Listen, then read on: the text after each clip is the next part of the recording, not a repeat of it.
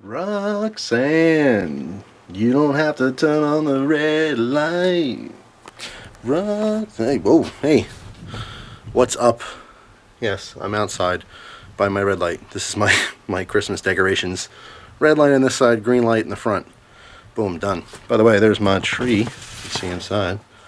My Christmas tree, and Gus is just chilling, taking a snooze like he usually is.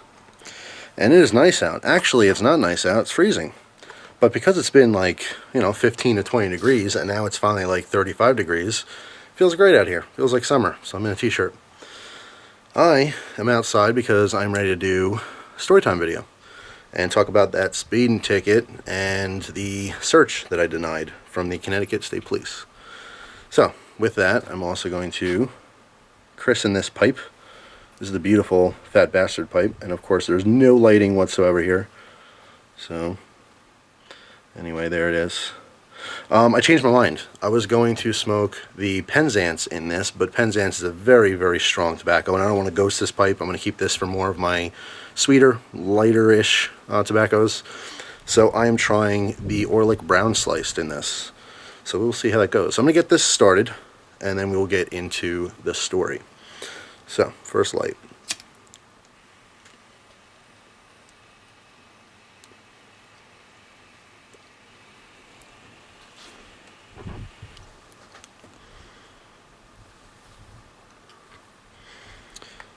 Alright, so the charring's done. Beautiful, perfect tamper, which we showed in that other video. If you haven't seen the other video, the unboxing video of this pipe, please do check it out because you have to see this in detail. Totally worth it.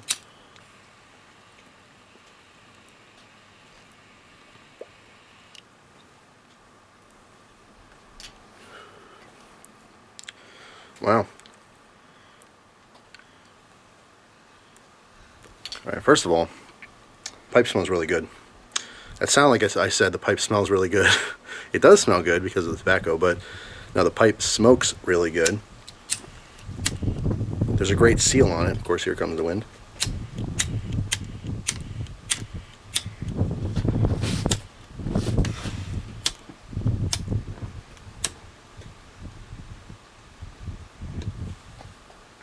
There we go. Alright. So, got the pipe lit.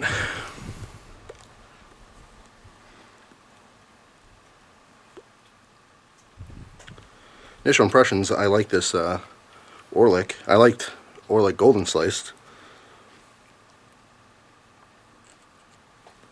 The Brown Sliced has kind of a deeper flavor to it.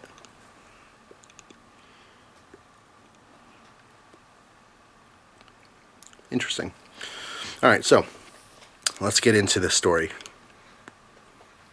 First thing that happened was I was driving through Connecticut through Danbury, and it was like, I don't know, 9 o'clock at night or so, and I was on my way home to Pennsylvania, and I'm driving, and there's this area where, I mean, most of the highway is like, I think 55, 60, and then it dropped down to 50 in this one particular area.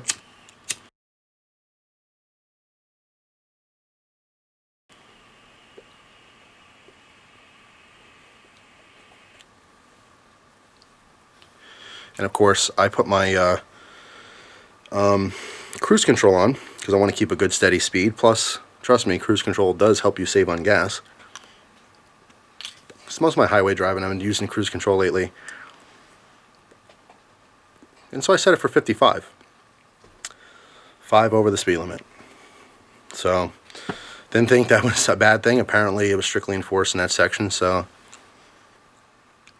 I'm driving by, and all of a sudden, I see a cop pull out of, the shadows out of nowhere, and starts following me. It's got the, he's following me, but he doesn't have his lights on yet. And I'm looking around, and I realize it's because there's nowhere for me to pull off. Now, at first, I don't think I'm getting pulled over. I'm only doing 55, so I'm just kind of looking in the mirror, watching the cop. So, eventually, throws the lights on, beer, beer. That was a horrible cop siren noise. Whoop, whoop.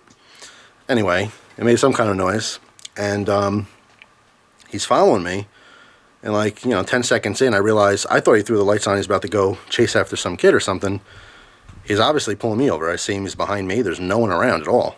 So I'm like, oh my God, what's going on? So I pull over very quickly and safely, as you should. First little tip in general, if you're getting pulled over by the police, pull over as quickly as you possibly can, safely doing so. They don't want to follow you for a while, you know. Plus, it just seems shady. Like, why are you not stopping, kind of a thing. So I pull over. The first thing I do when you pull over, or you should do anyway, is you immediately shut your car off. You can leave your headlights on. I put my interior lights on, and I put my hands on the steering wheel. Now, some people will say put your hands out the window, especially at nighttime when they don't have visibility. For some reason, I feel like if I put my hands out the window to show I have nothing, I feel like some kind of a felon or criminal. So I don't do that. I put my hands on the steering wheel, but I'm sure to turn on my interior lights. So when they're approaching my car, they can clearly see, first of all, that I'm the only passenger, so they feel a little safer. They can also, because they don't know as a police officer what kind of situation they're getting into. But more importantly, they see that where my hands are, so nothing's fishy. Do not, and I repeat, do not, most people do this, it's not that big of a deal, but I would not suggest it or recommend it. Don't stop and then go immediately try to take out your license and registration and stuff like that. Don't fiddle around. If I was a police officer, which I'm not, but if I was and I was approaching a car and someone's fiddling around, bending over, you know, reaching in their pocket, going in the glove box, I'd be very nervous. I would think either one, they're stashing some kind of drugs or something they're not supposed to have, or two, they're going for a weapon. So I do not go for my stuff until after I'm approached. So I'm sitting there, hands on the wheel, everything's dandy, I see him approaching.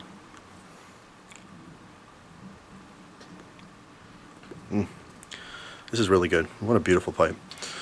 So anyway, I see the cop approaching, car's off, lights are on, comes up to the window, and that's the other thing too, is the first thing I do is roll the both windows down, because I don't know which side of the car he's going to approach on. So I have everything ready for him. All right, trying to make the cop's job easier. You know, you wanted this to go as smoothly as possible. Talk to you about whatever he has to talk to you about and get on his way, you know. So I'm sitting there, windows are down, he approaches.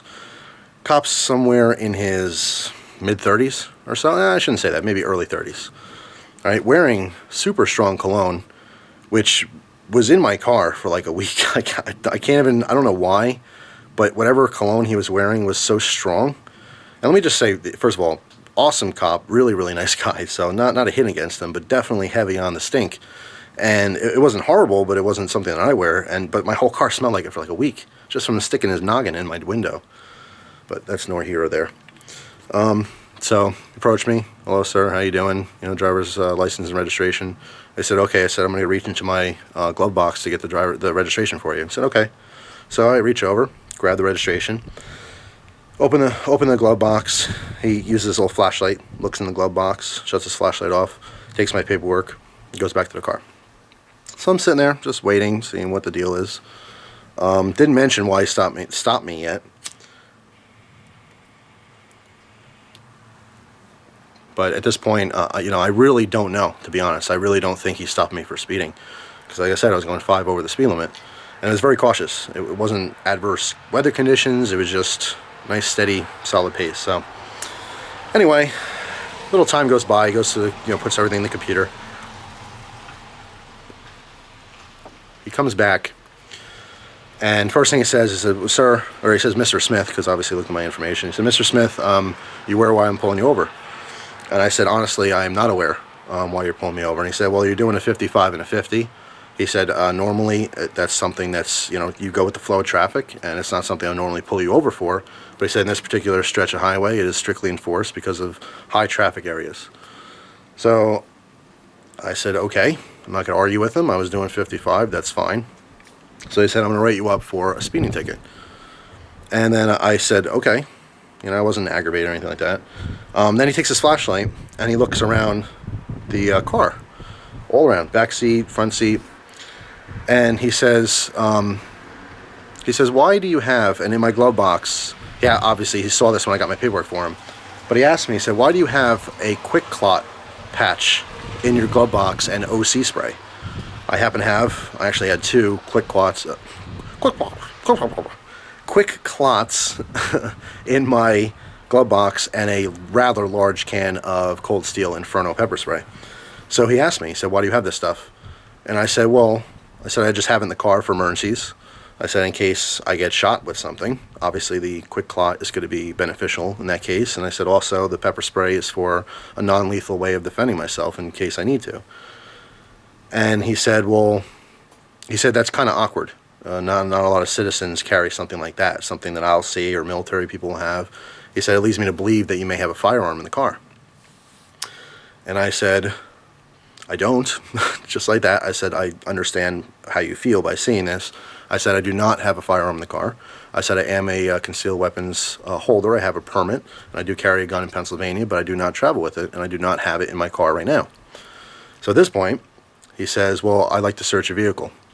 And cops are they're trained to word things properly. And his exact words, I think, were, and I don't want to paraphrase here, but because it's important to get the exact words, but I believe he said, I'm going to search your car, okay? They want to present it to you a way where you don't really know it's a question. People kind of agree, so they have permission. But I knew this, and honestly, for some reason, I wasn't comfortable with it. He could have searched the car, but there's no reason to. I didn't have anything to hide, and it probably would have been easier for me just to say okay and have him go through the process. But honestly, it felt like an inconvenience to me. So I said, I'm sorry, but I don't give you permission to search my car. I said, although I have nothing to hide, and this seems unusual to you, there's no reason to search my car. I don't have anything in there. So he said, well, first of all, that's highly suspicious that you would, deny a search. And he said, well, I want to ask you why you have excessive weapons in your car. I have a knife hanging from my rearview mirror, as you guys have seen in my car review. I have a little dagger in there.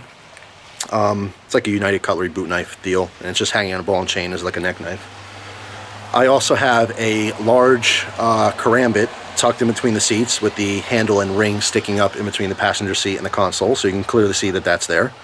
I have at this point anyway, two large folders in the front part of my console. I have a large Benchmade Griptilian, and I also had my Sebenza in the sheath. So he sees 4 knives in plain sight, and then obviously in the glove box he sees the quick clots and he sees the OC spray. And at this point he says, well, I'm going to need you to hold on a minute. So I'm kind of getting nervous because I don't know what happens next. I have no idea. And to be honest, I don't even know why I said no. It just kind of came out. It was kind of instinctual. I didn't want to be confrontational or anything, but I felt like I was on the defensive for some reason. I shouldn't have been, but there's really no reason for me to say no. He could have obviously searched the car. But I guess quickly I thought, like, this might be a long, involved process, and I don't have time for this. I'm already kind of aggravated. I got a speeding ticket for going 5 miles over the speed limit. So it just came out, no. And I kind of stuck to my guns. So he said, all right, well, you say, hang on a minute. Or I forget what he said, but basically, hey, sit tight. He went back to the car. About, 2.5 minutes passed or so. I look in the rear view, I see a second squad car coming up. So a second squad car comes up and, stops, and he gets out and starts talking to the officer through the window. Hold on a second, got to relamp my pipe.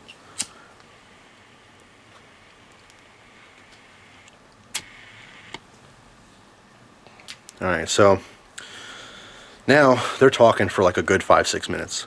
And I'm kind of getting nervous. I'm like, what the hell's going to happen now? I don't want my tow, my tow. I don't want my tow card.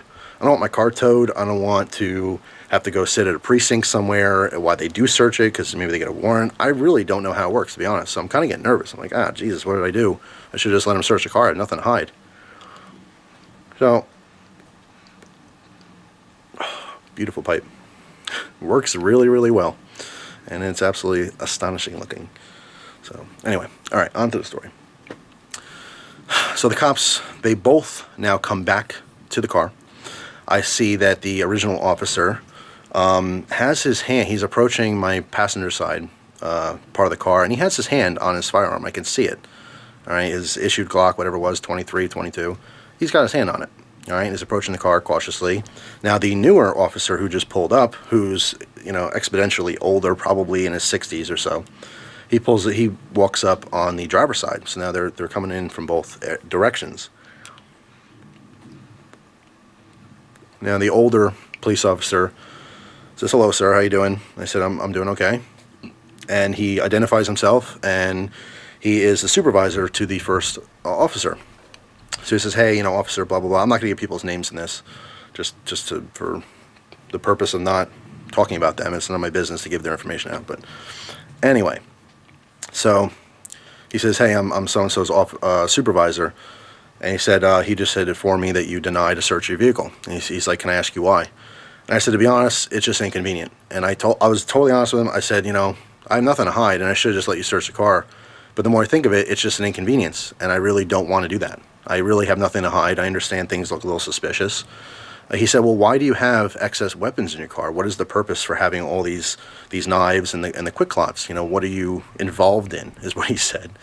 And I kind of laughed to myself. I said, I know this looks kind of strange, but I'm not involved in anything.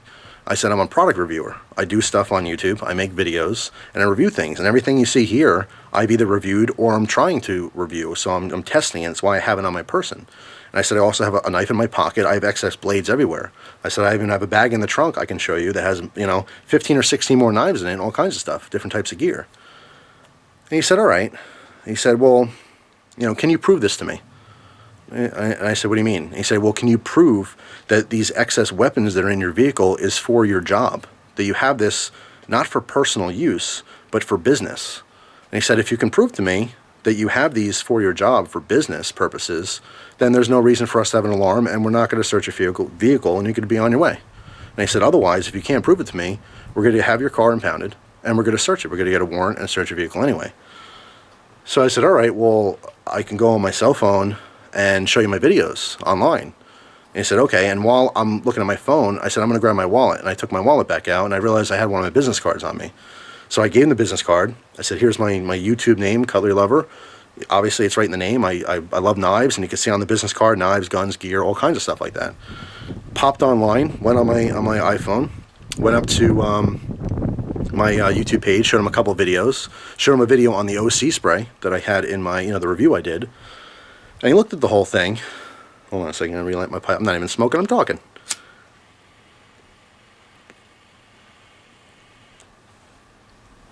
So he looked at everything. He watched the video. He kind of laughed. He said, oh, yeah, good things to say about the pepper spray. He said, personally, I carry that pepper spray when I'm off duty. And we're kind of laughing now. We're kind of chummy buddies.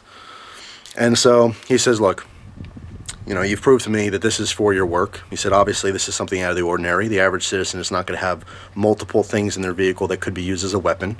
Even though you're legally allowed to have all these things in Connecticut, his exact words, he said the excess amount of it causes alarm. And you can understand why we wanted to search your vehicle.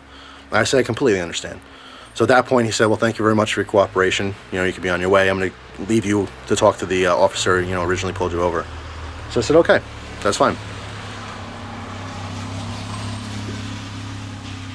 So, guy got back in the squad car and left.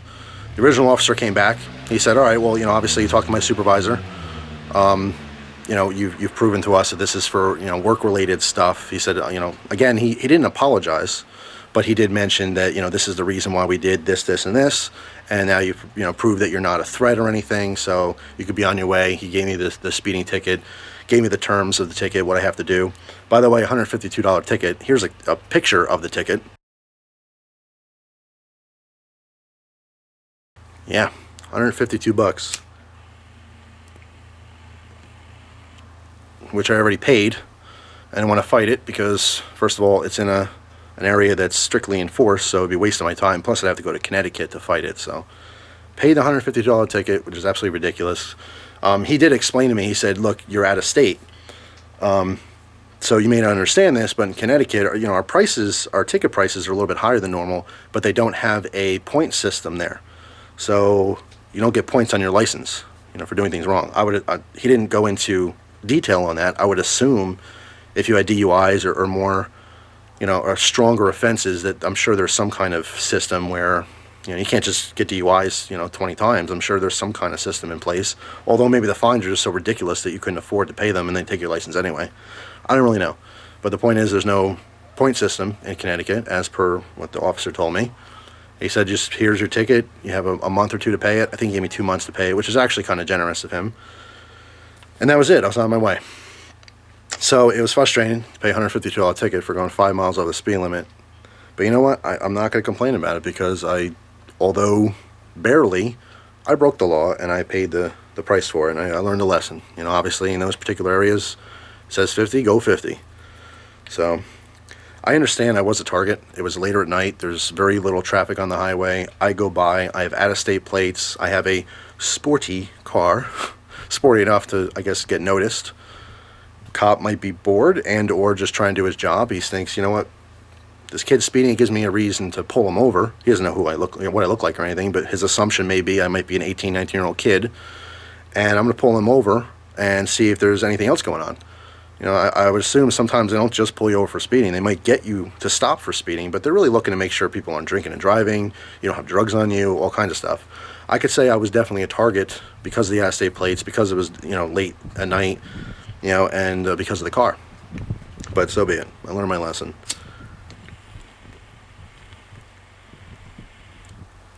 But I also learned that I suppose in Connecticut, if you have excess weapons on you, you need to have a reason for it. Like I said, the stuff I had on me was legal to have there.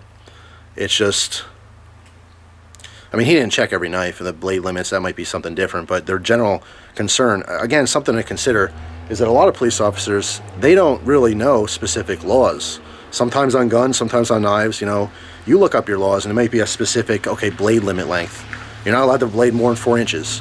Most of the time, cops will not measure your knife. They don't really care. If it's a threat to them, or if they feel like it's a threat, or if you're stopped for something else, that's when all those laws come into play, all right? If you're walking around, if you have a limit of 4 inches on your blade, and you have a 6-inch blade, if you're going about your day and coming home, it's not going to be a problem.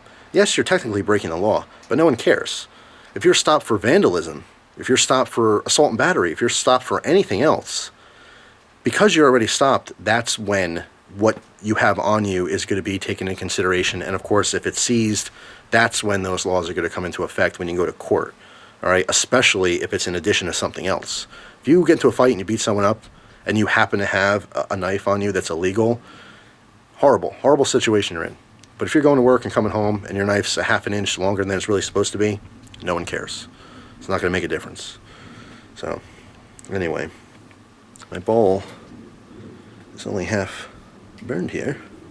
Let me tamp this, get this relit. Well, that's pretty much it. My story's over, but I'm certainly going to finish this. It is, like I said, beautiful out here, considering.